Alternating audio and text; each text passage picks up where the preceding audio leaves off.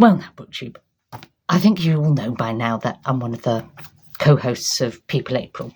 And one of the things that Elisabeth and I said about People April was that one of the options in reading books about people, real-life people, non-fiction books, was to read letters.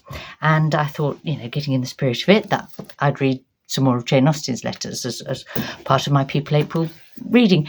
And that got me thinking about letters in literature, and whether there's something that may be going to disappear from literature going forwards, because they're certainly disappearing from real life, aren't they?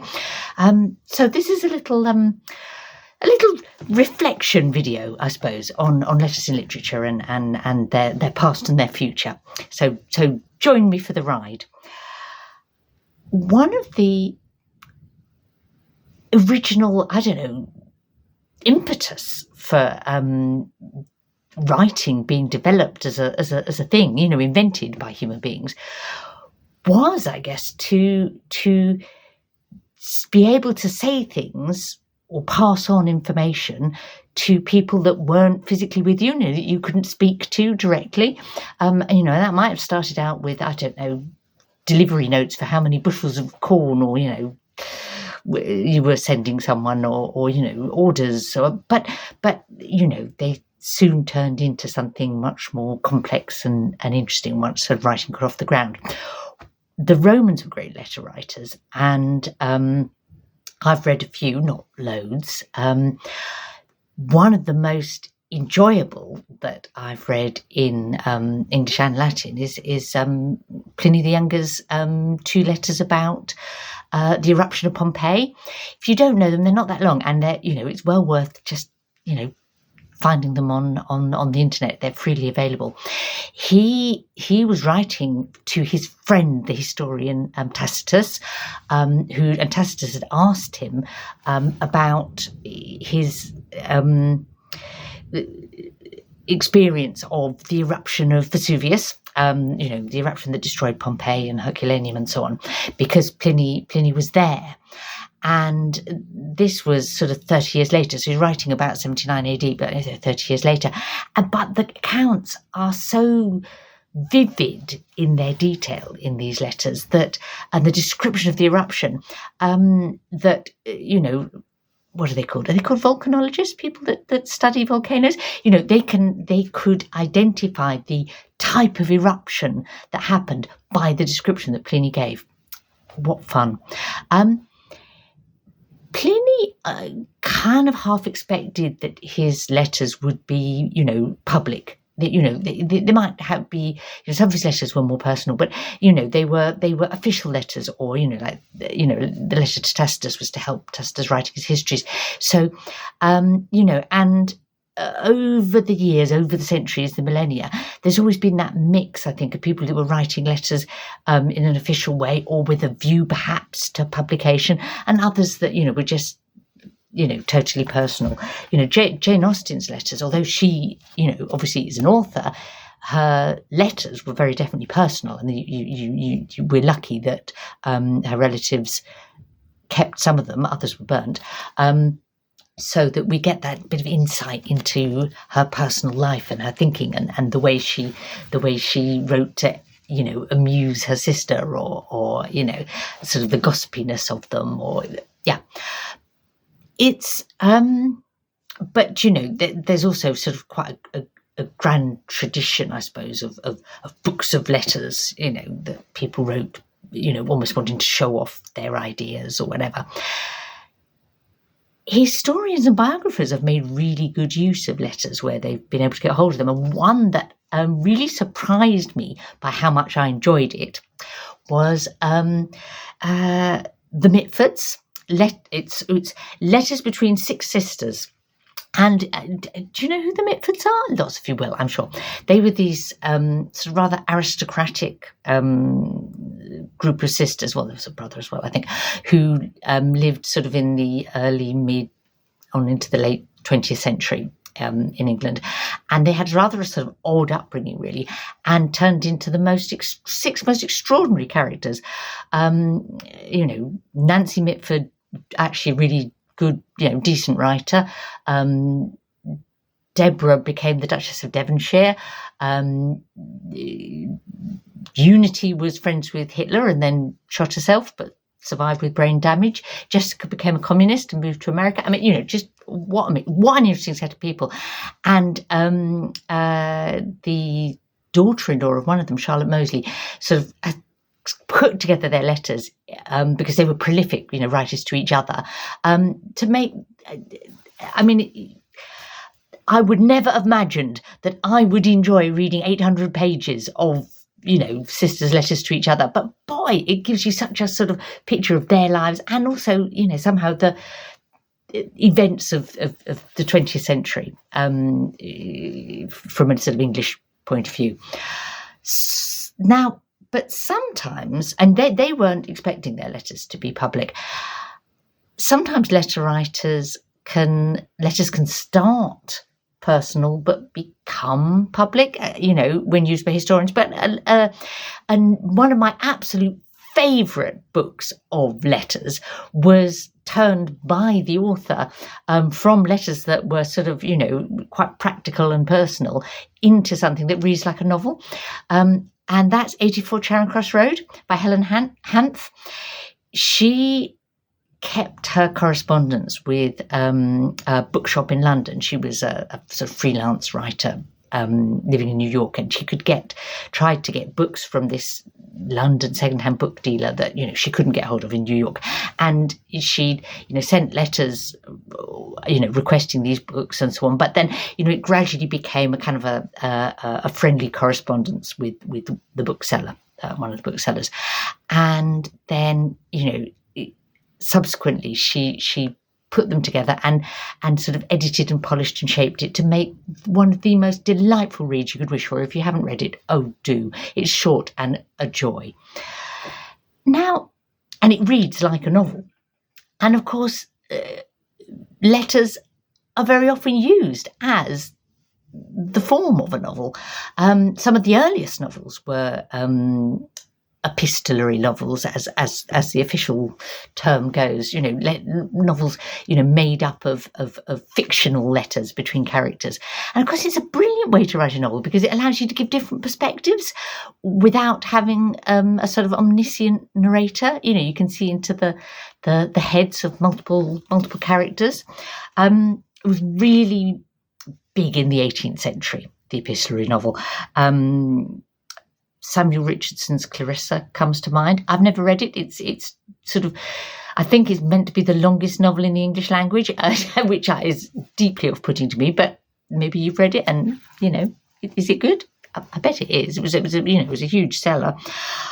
One that I enjoy very much, 18th century epistolary novel, is Dangerous Liaisons, or Liaisons Dangereuses, by Choderlos de Laclos, made into a very well-known film, but absolute delightful French novel. This is a good translation by Helen Constantine. Wicked and a joy. Another one I really enjoyed, an English one, is Evelina by Fanny Burney. And that was a favourite novel and quite an inspiration to Jane Austen. And she started out by trying to write epistolary novels, some of her earlier works. If you haven't read Lady Susan, you absolutely should. It's a short, early work by Jane Austen that is all in the form of letters and is an absolute scream. But she abandoned the epistolary form, once she really got into her stride, Austen. But it's by no means a form that's died out. It was most popular in the 18th century, but it didn't die out in the 19th and beyond. Mary Shelley's Frankenstein, that's an epistolary novel, but there it's used kind of like as a framing device, the start and end, but most of the middle isn't really in letter form. but people have carried on using that format or variations on the form. Maybe bringing in diary entries and Dracula is a great example. That's got letters, it's got journals, it's got transcriptions of wax recordings, it's ship's logs, newspaper. That sort of more varied form of the epistolary novel. Sort of perhaps became equally popular.